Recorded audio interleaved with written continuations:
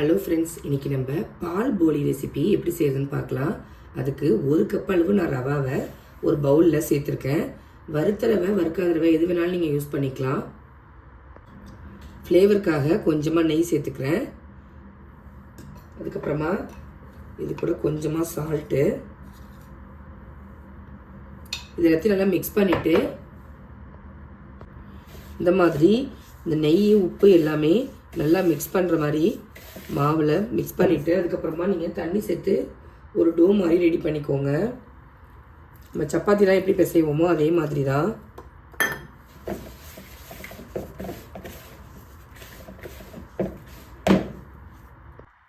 பாருங்கள் நான் எந்த அளவுக்கு சாஃப்டாக பிசைஞ்சிருக்கேன் அப்படின்னு. ஏன்னா ரவா ஊறினதுக்கப்புறம் ஹார்டாகிடும், அதனால் கொஞ்சம் சாஃப்டாக பிசைஞ்சிக்கோங்க. இது ஒரு 1 hour போல் நல்லா ஊறணும். அதுக்கப்புறம் தான் நம்ம பூரி பண்ண ஆரம்பிக்கணும். இருக்கட்டும். இப்போ நம்ம மாவு பிசைஞ்சு வச்சு ஒரு 1/2 hour போல் ஆகிட்டு. ஸோ நம்ம இப்போ பால் ரெடி பண்ணிக்கலாம். அதுக்கு 2 கப் அளவு நான் பால் சேர்த்துக்கிறேன். பால் கொஞ்சம் திக்கானதாக இருந்தால் நல்லாயிருக்கும் டேஸ்ட்டு. இப்போ ஸ்டவ் ஆன் பண்ணிவிட்டு இது நல்லா கொதிக்க வச்சுக்கலாம்.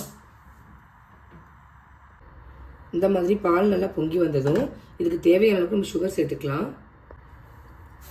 நான் இன்றைக்கி 6 ஸ்பூன் போல் சேர்த்துருக்கேன். உங்களுக்கு எவ்வளோ தேவையோ அவ்வளோ நீங்கள் சேர்த்துக்கோங்க. ஃப்ளேவருக்காக கொஞ்சமாக ஏலக்காய் தூள் சேர்த்துக்கிறேன். அதுக்கப்புறமா சூடான பாலில் கொஞ்சமாக சாஃப்ரான் சேர்த்து வச்சுருக்கேன், அதையும் இதை கூட சேர்த்துக்கலாம். சேர்த்துட்டு நல்லா மிக்ஸ் பண்ணி விட்டுக்கோங்க. இது இன்னும் ஒரு 5 minutes போல் லோ ஃப்ளேம்லேயே கொதிக்கட்டும். இப்போது பால் ரெடி ஆகிடுச்சு. நம்ம பூரியை பொரிச்சு எடுத்துக்கலாம். மாவு நல்லா சாஃப்டாக ஊறி இருக்குது. நம்ம எப்போவுமே பூரிக்கு எப்படி திரட்டுவோமோ அதே மாதிரி திரட்டிக்கோங்க. நீங்கள் ரஃப் மாவுக்கு கோதுமையோ இல்லை மைதா மாவோ சேர்த்து நீங்கள் திரட்டிக்கலாம். இந்த மாதிரி திரட்டி எடுத்துகிட்டு சூடான ஆயிலில் சேர்த்துக்கோங்க.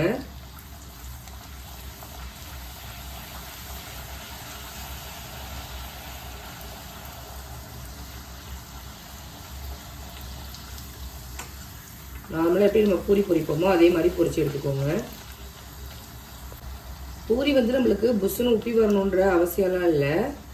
நம்மளுக்கு பாலில் சோக் பண்ணி தான் நம்ம சர்வ் பண்ண போகிறோம். அதனால் நம்ம ஜஸ்ட்டு பொரிச்சு எடுத்தால் மட்டும் போதும். இப்போ பொரிச்ச பூரியை நம்ம பாலில் அப்படியே டிப் பண்ணிவிட்டு ஒரு பிளேட்டுக்கு ட்ரான்ஸ்ஃபர் பண்ணிக்கோங்க. பால் ஆறிடுச்சு அப்படின்னா சூடு பண்ணிக்கோங்க. இந்த மாதிரி பாலில் சோக் பண்ணிவிட்டு ஒரு 5 minutes போல் ஊற வைங்க.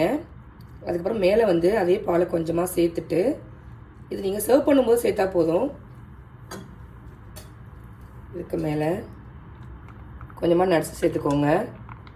உங்களுக்கு விருப்பமான நட்ஸ் சேர்த்துக்கலாம். கொஞ்சமாக சாஃப்ரான் சேர்த்துட்டு சர்வ் பண்ணிங்க அப்படின்னா சூப்பரான பால் போலி ரெடி. இது பாலில் ஊறிட்டு ரொம்ப சாப்பிட சாஃப்டாக டேஸ்ட் சூப்பராக இருக்கும். கண்டிப்பாக நீங்களும் ட்ரை பண்ணி பாருங்கள். இதே மாதிரி நீங்களும் செஞ்சு பார்த்துட்டு எப்படி இருக்குது அப்படிங்கிறத கமெண்ட் பண்ணுங்கள். நான் போடுற ரெசிபீஸ்லாம் உங்களுக்கு பிடிச்சிருந்தா நம்ம சேனலை லைக், ஷேர் அண்டு சப்ஸ்கிரைப் பண்ண மறக்காதீங்க. தேங்க்யூ.